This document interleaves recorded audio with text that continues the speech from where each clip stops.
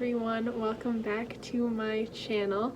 Now today is a very kind of gloomy, it's been rainy, it's very gray skies right now, but despite that, I still went to my garden today and harvested some tomatoes, and I'm going to show you the different varieties that have grown so far and kind of give a little review of those, and then I'm going to show you how I prepare tomatoes to be frozen for using in sauces and stuff once the winter comes. So let's head outside, even though it's rainy. I don't think it's quite raining yet. I think it's just cloudy, but let's go outside and I'll show you the tomatoes. Yay. So first, let's just look over this beautiful basket of tomatoes. I think I have about 5 varieties that have grown so far, but I planted quite a few. So first, the black cherry tomato. It's kind of not super black, it's more of a brownish color, but I don't have many of these that were ready to be harvested yet, but the taste is pretty good for a cherry. Next is the Black Beauty tomato. Now this tomato is so pretty, it's really black, it's got purpley undertones.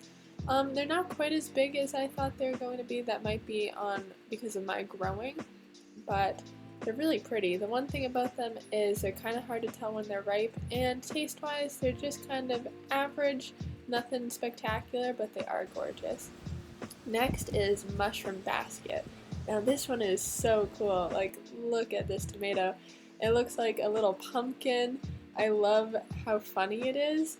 I will say taste-wise also just kind of average, nothing to go home about, but other than that they also are kind of prone to getting some bad spots on them just because of how funny they grow, but it might just be worth growing just because of how funny. Like look how weird that one is, it's so silly. You can see that one has some rough spot too, but easy to cut out, nothing you can't handle, but they're just so goofy. So there's the Mushroom Basket. Next, I'm not sure how to say this because it's French, but maybe Betela, probably not, but they're just a nice average tomato, perfect, beautiful red, kind of smaller than I thought. I'm not sure why I thought they might be a little bigger, but very nice. Taste-wise, they're just kind of but they were definitely the first one to ripen for me, and they're pretty prolific. I'm getting quite a few of them. And finally, the Sunrise Bumblebee. It's a cherry variety, or maybe this would be a grape tomato classified, I'm not quite sure, but they are so delicious. For me, it is my favorite. I ate these out of my hand like immediately after this recording. They're so yummy. A little more acidic maybe, I think that's what it is, and I love that tomato flavor. They're like sweet, they're such a good snack. I would definitely grow these, and they're so pretty. Look at that beautiful yellow. Okay, welcome back inside with me. I am now going to show you how to get your tomatoes ready to be put in a freezer. Obviously you can preserve tomatoes other ways. A lot of people can tomatoes. You can do all kinds of stuff, but I'm just gonna freeze mine because for me at this stage in my life it's the easiest thing for me to do, and yeah, do whatever you can that works for you. That's what I always kind of try to live by, so I'll show you how if you'd like to as well. But the first thing I am going to do is cut out that center part where the stem would be, and if there's any parts that kind of look gross, I will cut those out too, because we don't need that. So let's get started with that.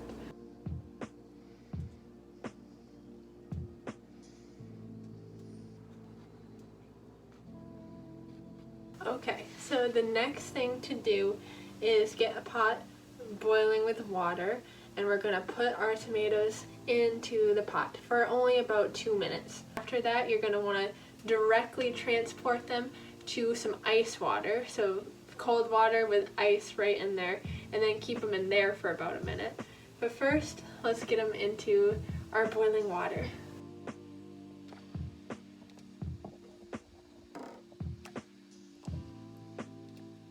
And out they come. And into the ice water.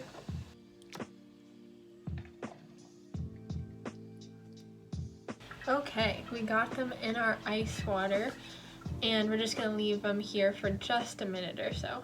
Now the point of doing that was so that we can peel off the skin, and you'll see now that we've done all that, the skin comes right off so easily. So we're gonna take the skin off of all of our tomatoes now, and I will see you when we get done doing that.